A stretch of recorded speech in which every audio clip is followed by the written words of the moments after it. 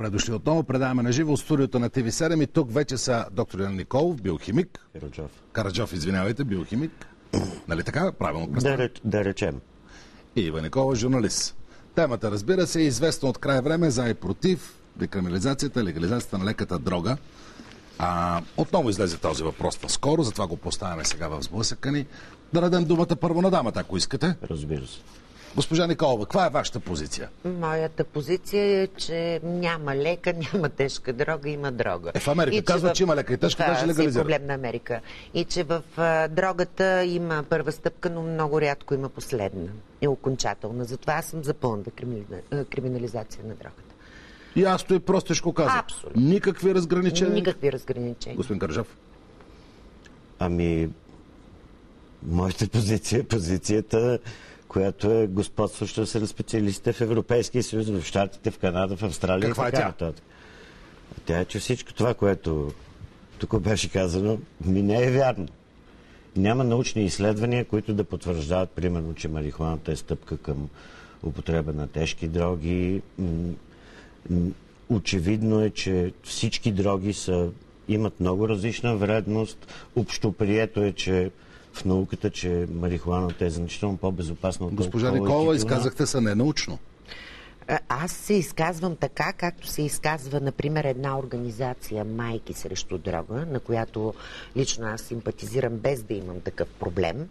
Вкъщи благодарите Господи се казва в такъв момент. Те казват, че едното води към другото. Просто тези неща, тези разтегливи и многословни обяснения под никаква форма не оправдават подобни действия и аз съм твърд застъпник на тезата, че хората, които ги развиват, са лобисти на наркоразпространители. Си ще изкарате господин Караджов, лобист на доктор Това Караджов, е моята позиция гражданска. Значи говорим за повечето страни в Европейския съюз, където имате декриминализация на... Това не ме убеждава в нищо.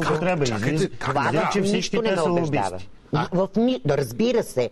И българския парламент съвсем наскоро стана обект на такъв лобизъм. Спомняте си какъв грандиозен скандал. Какво беше? За Мери Джейн? Да, за листото Мери Джейн. За реклама. Опитаха се да освободят рекламирането на такива продукти в ефир. Толкова е страшно, в Европа наистина говорят за легализация на марихуаната. Точно там е битката на тези лобистки организации. Това, че в България ние не сме останали в страни от всичко това. Господин Караджов. Много ми е странно, което чувам, защото хората в Европа говорят за някакви много простички и практични неща. Например, какво правим с пациентите, които са на медицинска марихуана? За съжаление, казаха ми, че няма... Може ли да се доизкаже? Има такава медицинска марихуана разрешена. Но аз бях довел днес, и той в момента е в кафето, Майкъл, американски бизнесмен, милионер, който инвестира в българската икономика, който има операция на корнеята, имплант в окото, и той пуши марихуана по препоръка на лекаря с рецепта, за да се сваля вътреочното налягане. Раково болни са на морфин. Не говорим за морфин. Едно е медицински показател. Вие обърквате понятията. Добре, аз ви питам, какво ще правим с хората, които пушат марихуана в България за болестите си? Болните хора са болни.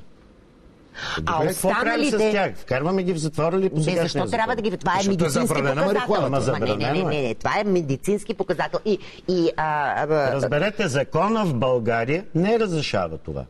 Закона в България декриминализира еднократната доза. Не е вярно. Как да не е вярно? 2004 година. Защо не се изправите пред тези майки да видите какво ще ви не е вярно това нещо, че е декриминализирано. Много ви се моля, не ме убеждавайте, че има полезно пушене на марихуана, полезна дрога. Не ме обяснявайте как хората се отпускат нервите по този начин, защото по тази логика и убийството може да бъде абсолютно декриминализирано. Има хора с изкривена психика. Нерде марихуана, нерде убийство. Да, малко ги подкарахме на гроб. Не. Дрогата няма лека и няма тежка дрога. Ама има изследвания. Дрогата е дрога. Те са по-тежки от марихуаната. Същия проблем. Там забраняват пушенето тук и там и навсякъде, а цигарите ги продават в магазините. В затвора ще вкарваме ли такива като мен, които пушат тютюн? Не, господине, едното няма нищо общо с другото. Вие просто Разбира се, че няма. Такава зависимост от тютюн, каквато създава дрогата, няма. Така ли е, доктор Караджов? Не.